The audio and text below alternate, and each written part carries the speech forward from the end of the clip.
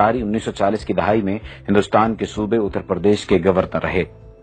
अंग्रेज हुकूमत ने उन्हें अहम ओहदा इसलिए अता किया कि वो मुस्लिम लीग और कांग्रेस की सियासत से लाताल्लुक होकर अंग्रेजों की वफादारी का दम भरते थे। नवाब सतारी अपनी याददाश्तें लिखते हुए इंकिशाफ करते हैं कि एक बार उन्हें सरकारी ड्यूटी पर लंदन बुलाया गया। उनके एक पक्के अंग्रेज दोस्त ने, जो हिंदुस्तान में कलेक्टर रह चुका था, नवाब साहब से कहा, आइए आपको एक ऐसी जगह की सैर कराऊं जहां मेरे ख्याल में आज तक कोई हिंदुस्तानी नहीं गया होगा। नवाब साहब खुश हो गए। अंग्रेज कलेक्टर ने फिर नवाब साहब से पासपोर्ट मांगा कि वो जगह देखने के लिए हुकूमत से तहरीरी इजाजत लेनी जरूरी थी। 2 रोज बाद कलेक्टर इजाजतनामा साथ ले और कहा, हम कल सुबह चलेंगे, लेकिन मेरी मोटर में सरकारी मोटर वहां ले जाने की इजाजत नहीं। अगली सुबह नवाब साहब और वो अंग्रेज मंजिल की तरफ रवाना हुए। शहर से बाहर निकलकर बाएं तरफ जंगल शुरू हो गया। जंगल में एक पतली सी सड़क मौजूद थी। जूं-जूं चलते गए जंगल घना होता गया। सड़क के दोनों जानिब ना कोई ट्रैफिक थी, ना कोई पैदल मुसाफिर। नवाब साहब हैरान बैठे इधर उधर देख रहे थे। मोड़ चलते चलते आधे घंटे से ज्यादा वक्त गुजर गया। थोड़ी देर बाद एक बहुत बड़ा दरवाजा नजर आया। फिर दूर सामने एक निहायत वसी और अरीज इमारत दिखाई दी। उसके चारों तरफ कांटेदार झाड़ियां और दरख्तों की ऐसी दीवार थी जिसे अबूर करना मुमकिन न था। इमारत के चारों तरफ जबरदस्त फौजी पहरा था। इस इमारत के बाहर फौजियों ने पासपोर्ट और तहरीरी इजाजतनामा गौर से देखा और हुक्म दिया कि अपनी मोटर वहीं छोड़ दें और आगे जो फौजी मोटर खड़ी है उसमें सवार हो जाएं। नवाब साहब और अंग्रेज कलेक्टर पहरेदारों की मोटर में बैठ गए। अब फिर इस पतली सड़क पर सफर शुरू हुआ। वही घना जंगल और दोनों तरफ जंगली दीवारों की, दरख्तों की दीवारें। नवाब साहब घबराने लगे तो अंग्रेज ने कहा, बस मंजिल आने वाली है। आखिर दूर एक और सिर्फ पत्थर की बड़ी इमारत नजर आई तो फौजी ड्राइवर ने मोटर रोक दी और कहा, यहां से आगे आप सिर्फ पैदल जा सकते हैं। रास्ते में कलेक्टर ने नवाब साहब से कहा, याद रखें आप यहां सिर्फ देखने आए हैं, बोलने या सवाल करने की बिल्कुल इजाजत नहीं। इमारत के शुरू में वसी दालान था। उसके पीछे मुतअद्दिद कमरे थे। दालान में दाखिल हुए तो एक बारिश नौजवान अरबी कपड़े पहने, सर पर अरबी रुमाल लपेटे एक कमरे से निकला। दूसरे कमरे से ऐसे ही 2 नौजवान और निकले। पहले ने अरबी लहजे में अस्सलाम वालेकुम कहा, दूसरे ने वालेकुम अस्सलाम, क्या हाल है। नवाब साहब ये मंजर देखकर हैरान रह गए। कुछ पूछना चाहते थे लेकिन अंग्रेज ने फौरन इशारे से मना कर दिया। चलते चलते एक कमरे के दरवाजे पर पहुंचे। देखा कि अंदर मस्जिद जैसा फर्श बिछा है। अरबी लिबास में मलबूस मुतअद्दिद तलबा फर्श पर बैठे हैं। उनके सामने उस्ताद बिल्कुल इसी तरह बैठे सबक पढ़ा रहे हैं जैसे इस्लामी मदरसों में पढ़ाते हैं। तलबा अरबी और कभी अंग्रेजी में उस्ताद से सवाल भी करते। नवाब साहब ने देखा कि किसी कमरे में कुरान मजीद पढ़ाया जा रहा है, कहीं किरात सिखाई जा रही है, कहीं तफसीर का दर्स हो रहा है, किसी जगह बुखारी शरीफ का दर्स दिया जा रहा है और कहीं मुस्लिम शरीफ का। एक कमरे में मुसलमानों और मसीहों के दरमियान मुनाजरा हो रहा था। एक और कमरे में फ़क़ही मसाइल पर बात हो रही थी। सबसे बड़े कमरे में कुरान का तर्जुमा मुख्तलिफ जुबानों में सिखाया जा रहा था।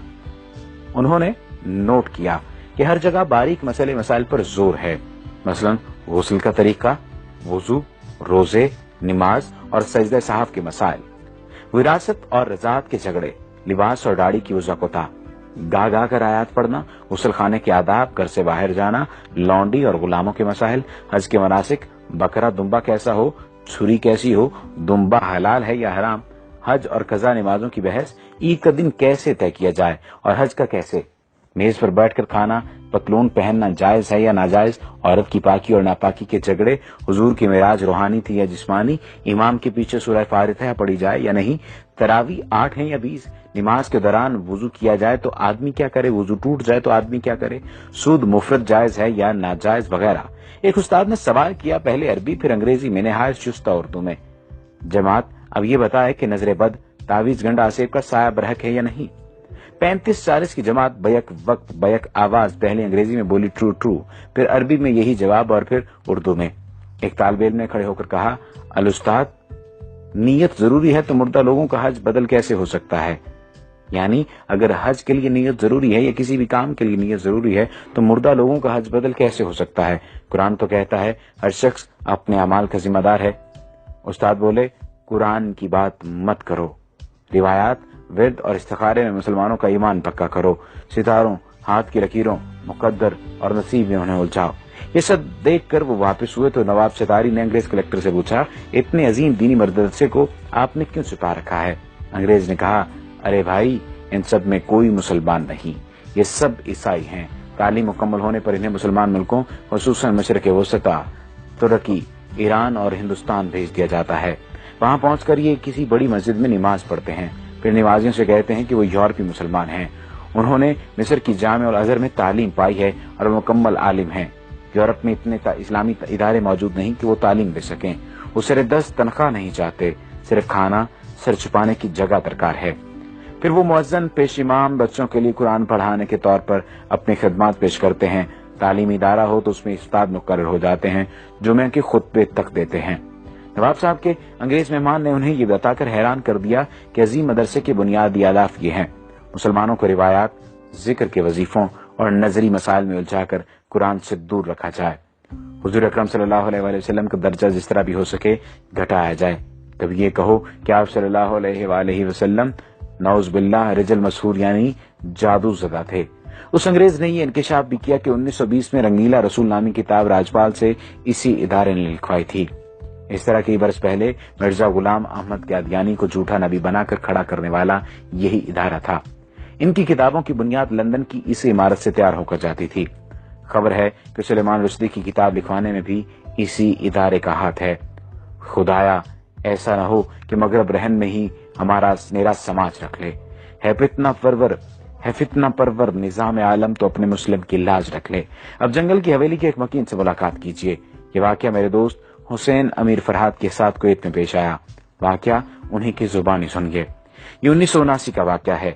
इन दिनों में कुवैत की कंपनी में मंदूबे ताल्लुकात आमा यानी अफसर ताल्लुकात आमा मौजूद था, यानी पब्लिक रिलेशनिंग ऑफिसर।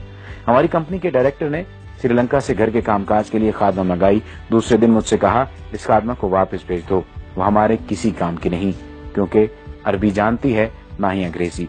मैं इसके दस्तावेजात लेकर मुतलका जगह पहुंचा तो पता चला कि फिलहाल श्रीलंकन सफारत मौजूद नहीं, अलबत्ता बरतानवी श्रीलंकन बाशिंदों के मामलात देखते हैं।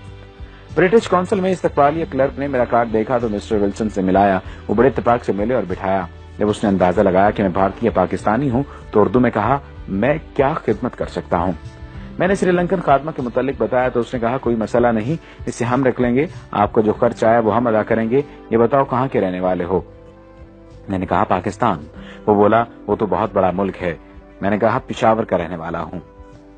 पश्तो में पूछा, कौन सी जगह। मैंने बताया, नौशहरा। जब मैंने गांव का नाम बताया तो उसकी आंखों में अजीब चमक पैदा हो गई। फिर वो मुख्तलिफ लोगों को पूछने लगा। मैंने बताया कि कौन मर गया है और कौन जिंदा है।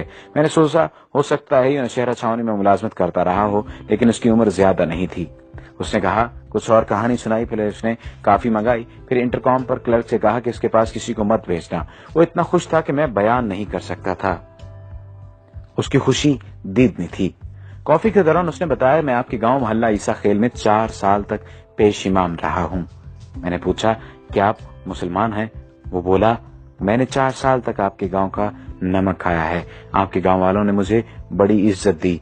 मैं आपसे झूठ नहीं बोलूंगा, मैं ईसाई हूं, यानी अहले किताब। उसके बाद मेरा उसके यहाँ आना जाना रहा। वो मुझे अपना हम वतन समझता रहा और तकरीबन मेरा हम उम्र था। तज्जुब की बात यह है कि वो हमारे यहाँ पाकिस्तान बनने के बाद रहा था। एक दिन मैंने पूछा, आप पठानों का खाना कैसा खाते रहे, यानी आपको जायका अजीब नहीं लगता था, कैसे खाते थे आप? वो कहने लगा, आप लोगों का खाना इतना मजेदार होता है कि मैं यहाँ आज भी घर जाते हुए ईरानी तंदूर से रोटी लेकर मोटर में रोटी खाता हूँ। जब मैं कुवैत से पाकिस्तान आ रहा था तो मैंने इससे वही सवाल पूछा जिससे वो हमेशा टालता रहता था। मैंने दरियाफ्त किया, अब तो बता दो कि तुम ईसाई होकर पठानों के गांव में रूखी सूखी क्यों खाते थे और पेश इमाम की खिदमत अंजाम देते रहे, आखिर क्यों? वो काफी देर तक सर झुकाए सोचता रहा। फिर सर उठाकर मेरी आंखों में झांका और कहा, हमें अपने मुल्क की मफादात की खातिर बात औकात बहुत कुछ करना पड़ता है। हमारे यहाँ लंदन के मज़ाफ़ात में एक मरकज है जहाँ शक्ल शुबहात देकर अंग्रेजों को बैरूनी मज़ाहिब और जुबानों की तालीम दी जाती है। वहाँ से फारुग तहसील होकर फिर हमें मुख्तलिफ इलाकों में भेजा जाता है। गाँव आकर मैंने मोहल्ला ईसा खेल के बुजुर्गों को ये वाक़या सुनाया तो एक बूढ़े तालिब गुल ने कहा, मुझे शक पड़ा था मगर सब कह रहे थे कि ये चित्राली है। वहाँ अक्सर चित्राली मौलवी पेश इमाम हैं, वो भी गोरे हैं, बिल्कुल अंग्रेजों की तरह। फिर तालिब गुल ने कहा, चलो भाई अब 4 साल की नमाजें लौटाएं जो हमने अंग्रेज के पीछे पढ़ी, खाना खराब हो उसका। जब मैंने जंगल की हवेली के मुतालिक पढ़ा तो मुझे यकीन हो गया कि मिस्टर बैलन जरूर जंगल की हवेली का परवरदा था। ये मजमून 90 की दहाई में उर्दू डाइजेस्ट में शाया हुआ था। यहूद व हनूद की साजिशें बदस्तूर जारी हैं। یہ مضمون اس نیت سے ضروری ترمیم اور اضافے کے ساتھ دوبارہ بھی شائع کیا گیا تاکہ سادہ لوگ مسلمان باخبر رہیں کہ دشمن انہیں کمزور کرنے کے لیے